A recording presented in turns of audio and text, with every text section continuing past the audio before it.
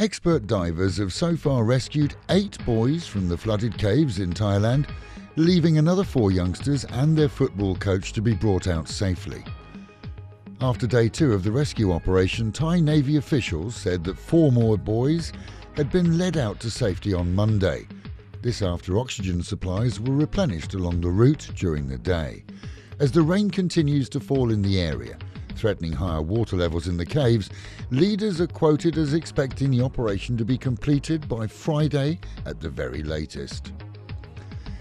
In Surat Thani, 19 junior school children were injured when their school van was hit head-on by a car that was, according to its 24-year-old driver, swerving to avoid dogs in the road. The school van overturned. The children were quickly removed by locals and all sent to a local hospital. Monday saw the search for any survivors continue in the south, this as many of the dead were allocated private services to return them to their homelands. It's possible that some of the remaining dead are trapped underneath the now sunken scuba diving boat, and efforts have been made to raise it. Recent reports indicate that the assets of the tour company involved have been seized by police.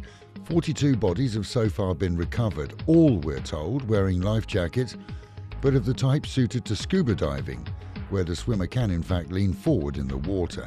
The capsize occurred during heavy storms that saw another tour boat and a jet ski also capsize on the same day. All on board those were successfully rescued.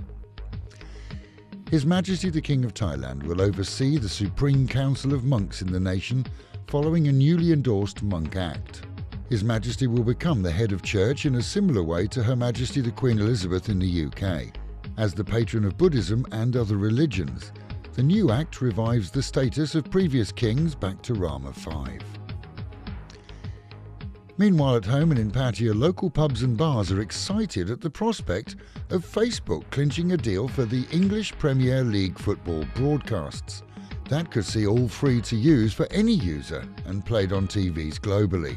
All 380 main matches for the 2019 to 2020 season now belong to the social media platform.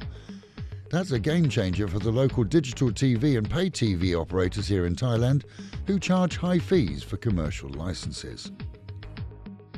Paul Merson, one of Arsenal's most famous players, is in the city this week and will join us on Fabulous 103 FM on Wednesday morning, when we can find out where you can meet him, as he hosts a short series of evenings here in the city. If you're going down to the lake today, you could have a big surprise. This as one pub alone has lost 8 familiar faces. A mass exodus of British expats then, as they found cheap tickets to go to Russia to see their national team play. One told us that they won't be back until after the final, as long as England get through. So they've made provisional return tickets for Thursday. Alcohol may have impaired their decision, according to one wife who tells us that they made their plans while watching the Sweden game. At the time, the wives weren't overly bothered, as they secretly thought Sweden would win.